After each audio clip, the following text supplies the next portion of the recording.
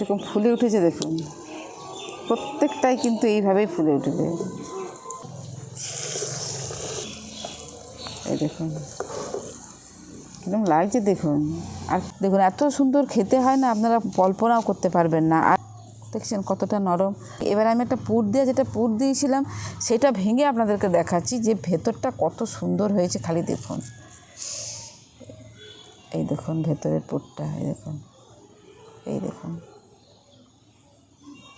দেখতে পেয়েছেন? দেখুন কীরকম লাগছে। নমস্কার বন্ধুরা, জঙ্গলমহল ভিলেজ ফুডে আপনাদের সকলকে স্বাগত। বড়দের প্রণাম এবং ছোটোদের ভালোবাসা জানাই। আশা করি সবাই ভালো আছেন। তো এখন তো প্রচুর পরিমাণে বাজারেও তাল পাওয়া যাচ্ছে এবং এখন তাল খাওয়ার সময় এটা। তা আমাদের এইসব এলাকার মানুষদের প্রত্যেক দিনেই প্রায় তালের কোনো না কোনো রেসিপি হতেই থাকে। তা আমি একটা সম্পূর্ণ নতুন ধরনের রেসিপি একটা আপনাদের সঙ্গে শেয়ার করব। প্লিজ আপনারা প্রথম থেকে শেষ পর্যন্ত ভিডিওটা দেখুন। আর এতটাই খেতে এটা সুস্বাদু হয় যে না বানিয়ে খেলে আপনারা বিশ্বাস করতে পারবেন না যে তালের এই রেসিপিটা এতটাই সুস্বাদু হয়। তো তার জন্য তো প্রথমেই আমাদের লাগবে তাল। তো তালের যেসব তালের পাল্প বার করা সমস্ত কিছু আমি বার করে নিয়ে চলে এসেছি। ওই ঝামেলা আর এখানে রাখিনি, প্রত্যেকেই জানে যে কীভাবে তালের পাল্প বার করতে হয় যে যার সুবিধা মতো। তা আমি সেরকমই সমস্ত কিছু করে নিয়ে চলে এসেছি। এখানে নিয়ে নিয়েছি আমি 1 বাটির থেকে একটু কম তালের পাল্প। তো চলুন শুরু করা যাক আজকের রেসিপিটি। আর আপনারা প্লিজ প্রথম থেকে শেষ পর্যন্ত ভিডিওটা দেখুন। তো প্রথমেই আমি উনুনটাকে ধরিয়ে নিচ্ছি। দেখুন রেসিপিটি বানানোর জন্য প্রথমে আমি উনুনটা ধরিয়ে দিয়েছি, এরপর আমি কড়াটা বসিয়ে দিচ্ছি। দেখুন তালের যে পাল্পটা নিয়েছি 1 বাটির থেকে একটু কম, এই তালের পাল্পটা আমি কড়ার মধ্যে দিয়ে দিচ্ছি। এবার তালের পাল্পটাকে ভালো করে ফুটিয়ে নিতে হবে, ওই যে তালের যে কাঁচা গন্ধটা যেন চলে যায়। দেখুন তালের পাল্পটা খুব ভালোভাবে ফুটে গেছে। এরপর আমি যে বাটিতে মাপ করে তালের পাল্পটা দিয়েছিলাম সেই বাটিরই মাপ করে দিয়ে দেবো 2 বাটি জল।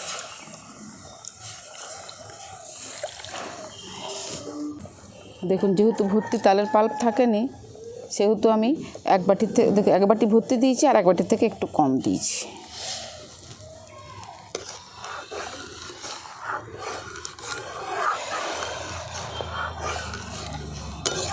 দেখুন যতটা তালের পাল্প নিয়েছি ঠিক ততটাই দিয়ে দিচ্ছি চিনি।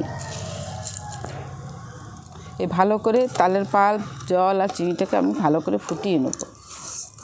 দেখুন চিনিটাও মেল্ট হয়ে গেছে আর জলটাও ফুটে এসছে। এরপর আমি ঠিক যতটা তালের পাল্প নিয়েছিলাম ঠিক ততটাই নিয়ে নিচ্ছি চালের গুঁড়ো।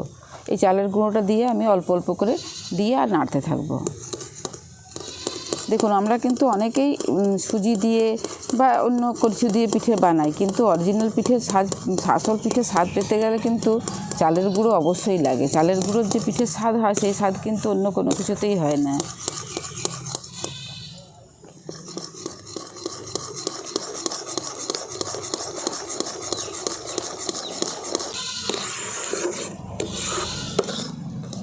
দেখুন এইভাবে কিছুক্ষণ নাড়ার পর দেখবেন জলটা একদম শুকনো হয়ে যাবে আর পুরোটা একটা ডোতে পরিণত হয়ে যাবে। দেখুন কিছুক্ষণ ধরে নাড়লেই, খুব বেশিক্ষণ নাড়ার দরকার নেই, অল্প একটুখানি নাড়লেই দেখবেন ডোটা পুরো তৈরি হয়ে যাবে আর সমস্ত কিছু এক জায়গায় জড়ো হয়ে যায়। আর বুঝবেন কী করে যে হয়েছে বলে, এই দেখুন এটা অটোমেটিক কড়ার থেকে যখন উঠে আসবে দেখুন পুরোটাই একটা ডেলা হয়ে যায়। এইভাবে কড়ার থেকেও দেখবেন ছেড়ে ছেড়ে আসছে, তখনই বুঝবেন যেটা হয়ে গেছে। এরপর এটাকে আমি নামিয়ে নেব। আমি এরকম একটা জায়গা নিয়ে নিচ্ছি নামানোর জন্য। তো জায়গাটার মধ্যে প্রথমে আমি একটুখানি তেল দিয়ে দিচ্ছি।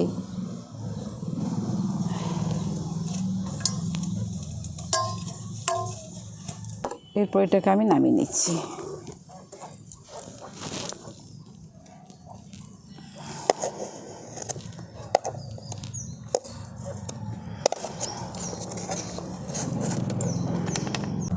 নামিয়ে একটু ঠান্ডা করে নিতে হবে, তা নাহলে এটা মাখা যাবে না। দেখুন ডোটা কিছুটা ঠান্ডা হয়ে গেছে। এরপর আমি এই বোর্ডের মধ্যে অল্প একটুখানি চালের গুঁড়ো নিয়ে নিচ্ছি। এবার এই ডোর থেকে কিছুটা অংশ নিয়ে নিচ্ছি, পুরোটা নেবো না। এবার বাকিটাকে কিন্তু চাপা দিয়ে আমি রেখে দিচ্ছি, যাতে মানে খুব ঠান্ডা না হয়ে যায়, উপরটার কাছে শক্ত হয়ে যায়। এবার এটাকে খুব ভালো করে আমি মেখে নিচ্ছি। এই দেখুন কত সুন্দর ডোটা হয়েছে, দেখছেন? এই দেখুন, এই দেখুন এইভাবে আমি মেখে নিলাম একটু। এরপর এখান থেকে আমি অল্প অল্প করে লেচি কেটে নেব, এইরকম। আপনারা আপনাদের পছন্দ মতো লেচি কেটে নিতে পারেন, ছোট অথবা বড়। আমি এই রকম সাইজ করে লেচিগুলোকে কেটে নিচ্ছি।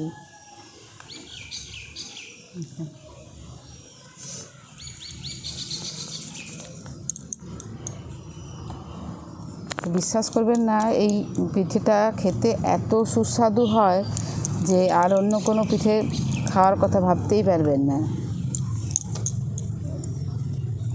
এই দেখুন সবগুলো লেচি আমি কেটে নিয়েছি, যে যতটা আমি মেখেছিলাম। এরপর এটাকে আমি অল্প অল্প চালের গুঁড়ো দিয়ে বেলে নিচ্ছি। বেলাটা কিন্তু খুব সাবধানে বেলতে হবে, একটুও কিন্তু গায়ে জোর লাগানো চলবে না। খুব হালকা হাতে এটাকে বেলে নিতে হবে, নাহলে কিন্তু এই বোর্ডের সঙ্গে বা যেটাতে বেলবেন আপনারা সেই তার সাথে লেগে যাবে। খুব হালকা হাতে।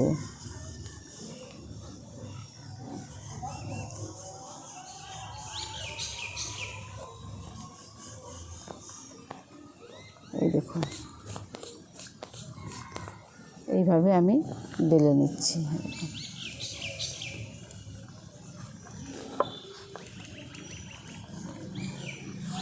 বেলাটার কাছেই কিন্তু মুশকিল, একটু খুব হালকা হাতে এটাকে বেলতে হয়, তা নাহলে কিন্তু বেলা যায় না খুব ভালো করে, এতটাই নরম থাকে। এই দেখুন এইভাবে আমি এগুলোকে বেলে নিচ্ছি সবগুলোকেই। দেখুন সবগুলো লেচিকে আমি খুব সুন্দর করে বেলে নিয়েছি, আর কতটা সুন্দর এমনিতেই দেখতে লাগছে। দেখুন দারুণ সুন্দর লাগছে দেখতে। তা আমি দুরকম পদ্ধতিতে আজকের এই রেসিপিটি বানাবো। আপনাদের যেটা পছন্দ হয় আপনারা সেটাই বানাতে পারবেন বাড়িতে। তো দেখুন এখানে আমি তার জন্য আগের থেকেই কিন্তু একটু খোয়া তৈরি করে রেখেছিলাম। তো এই পিঠেটা আপনারা এইভাবেও তেলে ভেজে খেতে পারেন, আবার এই খোয়াটা দিয়ে কীভাবে খাবেন সেটাও আমি দেখিয়ে দিচ্ছি। প্রথমে দেখুন এরকম একটা লেচিকে নিয়ে নিয়েছি, এরপর এর উপরে দিয়ে দিচ্ছি অল্প একটুখানি খোয়া। এই দেখুন ঠিক চারদিকটাতে অল্প একটুখানি খোয়া নিয়ে আমি এই চারদিকটাতেই দিয়ে দেবো। মানে যারা বেশি মিষ্টি পছন্দ করেন তারা এই ধরনের এই খোয়াটা দিয়ে খেতে পারেন।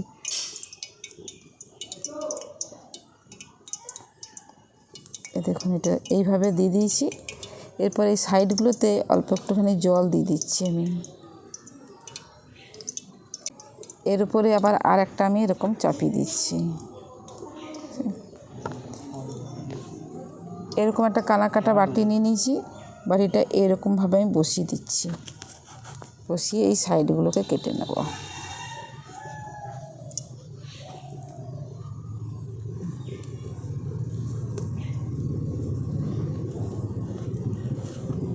এই দেখুন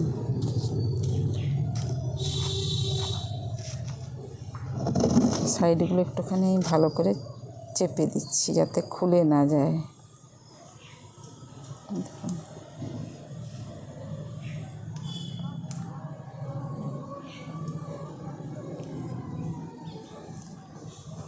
এই দেখুন কি সুন্দর দেখতে লাগছে না? আবার ঠিক ওই একই রকমভাবে আমি আবার একটা নিয়ে নিয়েছি। আবার এইভাবে খোয়াটাকে চারদিকে একটু পাতলা করে ছড়িয়ে দিচ্ছি। এর উপরে আর একটা লেচি দিয়ে দিচ্ছি, বাটিটা বসিয়ে আবার কেটে দিচ্ছি।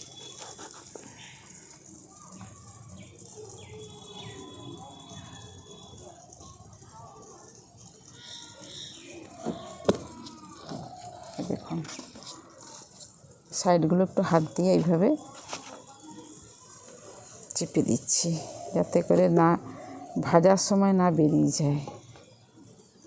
দেখুন এইভাবে আমি দু রকমেরই পিঠেগুলোকে বানিয়ে নিলাম। একটা পুর দিয়ে বানালাম, আর একটা এমনি লুচির মতো করে বানিয়ে নিয়েছি।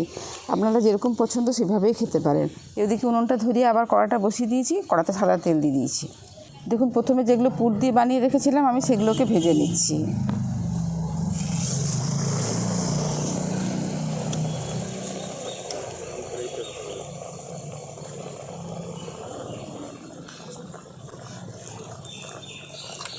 কত সুন্দর পিঠেগুলো হবে খালি দেখবেন।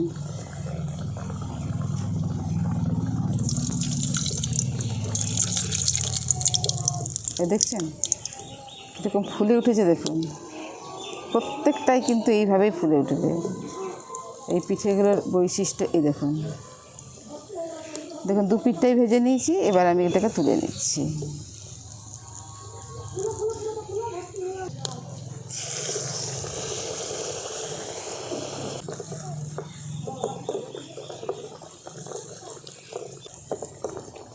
প্রত্যেকটাই একটাও পিঠেও কিন্তু মিস যাবে না এইভাবে ফুলতে, দেখছেন? এই দেখুন কিরকম লাগছে দেখুন। আর খেতে তো মানে কি বলবো, সেটা তো আর বলার কথা না। অথচ দেখুন কোথাও কিন্তু পুর বেরিয়ে নেই।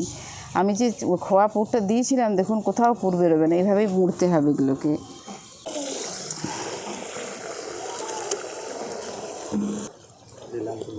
দেখছেন কীরকম ফুলে যাচ্ছে, দেখছেন? দেখুন তা আমি এইভাবে এই যেগুলো পুর দিয়ে রেখেছি সেগুলো সব ভেজে নিচ্ছি। পুর দেওয়া নেই সেগুলোও যে কত সুন্দর ফুলবে সেগুলোও আপনাদেরকে ভেজে আমি দেখাচ্ছি। দুর্দান্ত ফলে পিঠেগুলো, এই দেখুন।